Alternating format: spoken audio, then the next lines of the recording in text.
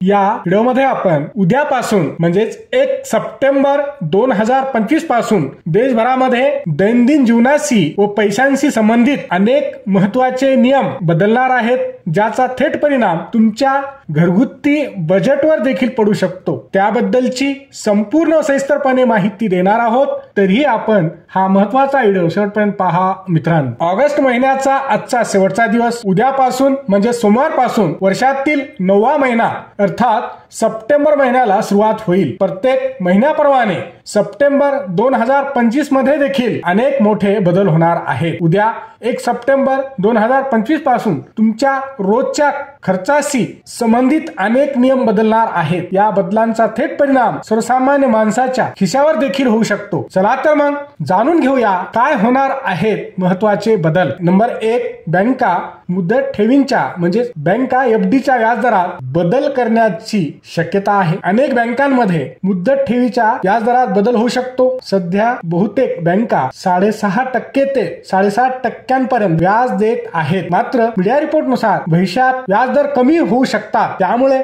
जर का तुम्ही एफडी मध्ये पैसे गुंतवण्याचा विचार करत असाल तर लवकर निर्णय घेणे फायदेशीर ठरू शकते। नंबर 2, भारतीय टपाल खात्याची ही सेवा बंद होणार। भारतीय पोस्ट खात्याने एक मोठा निर्णय घेतला असून आता रजिस्टर्ड पोस्ट सेवा बंद होणार आहे। भारतीय पोस्टाची रजिस्टर्ड सेवा गेल्या 50 वर्षांहून अधिक काळापासून सुरू आहे। उद्या 1 सप्टेंबर 2025 पासून रजिस्टर्ड सेवा बंद केली जाणार आहे। रजिस्टर्ड पोस्ट सेवा बंद केली जाणार असली तरी स्पीड पोस्ट द्वारे अनेक सुविधा ग्राहकांसाठी उपलब्ध असतील, ज्यामध्ये स्पीड पोस्ट ट्रॅकिंग सुविधा, फास्ट डिलिव्हरी इत्यादी सुविधांचा समावेश असेल। महत्त्वाची गोष्ट म्हणजे आता 1 सप्टेंबर पासून रजिस्टर्ड पोस्ट आणि स्पीड पोस्ट विलीन केले जातील। त्यामुळे आता सर्व महत्त्वाचे किंवा सुरक्षित पार्सल आणि पत्र स्पीड पोस्ट द्वारे पाठवली जातील। नंबर 3, सर्व जनधन खातेधारकांसाठी अत्यंत महत्त्वाची बातमी। PMJDY योजना प्रधानमंत्री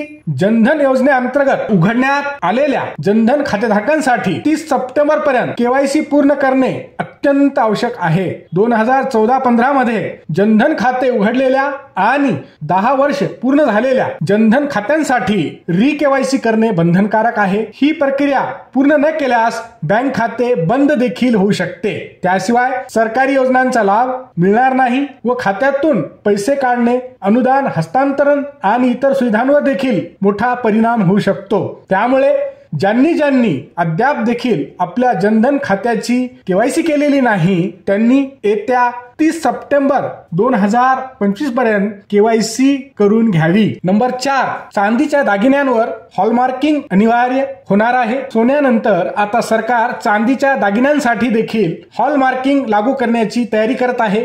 सरकारचे म्हणणे आहे की या नवीन नियमामुळे चांदी खरेदी विक्रीत अधिक पारदर्शकता येईल। आता चांदीच्या किमती आणि गुणवत्तेबाबत कठोर नियम लागू केले जाऊ शकतात। चांदीच्या दागिन्यांच्या 6 ग्रेडवर नियम लागू होईल। चांदीवर 6 अंकी HUID हॉलमार्किंग लागू होईल। हॉलमार्किंग शुद्धतेची हमी देते। दागिन्यांमध्ये वापरलेली चांदी किती शुद्ध आहे। या नवीन नियमामुळे ग्राहकांना शुद्ध चांदीची हमी तर मिळेलच आणि त्यांची फसवणूक देखील होणार नाही। हा नियम 1 सप्टेंबर 2025 पासून लागू केला जाणार आहे। नंबर 5, घरगुती व कमर्शियल गॅस सिलेंडरच्या किमती उद्या म्हणजे सोमवार दिनांक 1 सप्टेंबर 2025 रोजी IOCL, BPCL आणि HPCL या सरकारी तेल कंपन्या घरगुती व व्यावसायिक गॅस सिलेंडरच्या नवीन किमती जाहीर करणार आहेत। मिळालेल्या माहितीनुसार सरकारी तेल कंपन्या 1 तारखेला LPG गॅस ग्राहकांना काहीसा दिलासा देण्याची शक्यता आहे। म्हणजे तेल कंपन्यांकडून गॅस सिलेंडरच्या किमतीत कपात केली जाण्याची शक्यता आहे। हा व्हिडिओ शेवटपर्यंत पाहिल्याबद्दल आपल्या सर्वांचे अगदी मनापासून आभार। खूप खूप धन्यवाद। जय महाराष्ट्र।